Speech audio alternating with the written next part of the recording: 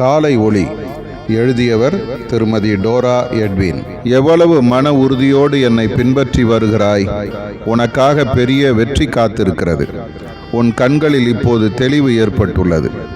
உனக்கு விரோதமாய் கிரியை செய்கிற சூழ்நிலைகளை பாராமல் நீ என்னையே பார்க்கிறபடியால் உன் உள்ளத்தில் மனமகிழ்ச்சியும் சமாதானமும் நிரம்பியிருக்கிறது.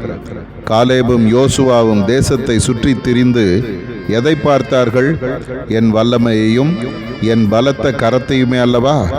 ஆனால் மற்ற 10 பேரும் ஏனாக்கியரையும் ராட்சதர்களையும் எதிரிகளின் வல்லமையையுமே பார்த்து ஜனங்களின் இருதயங்களை கலங்க பண்ணினார்கள்.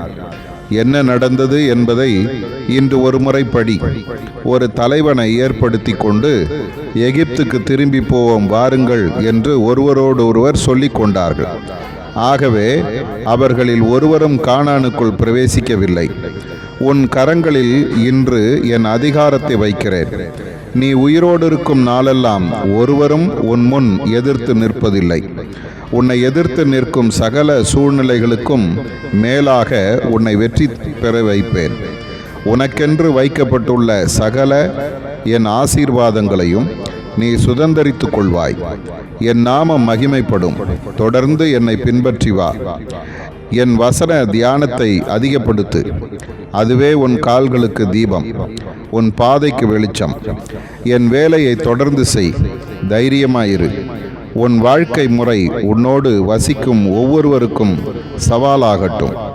ஆதார வசனம்: கர்த்தருடைய கற்பனை தூய்மையும் கண்களை தெளிவிக்கிறதுமாய் இருக்கிறது. சங்கீதம் 19:8.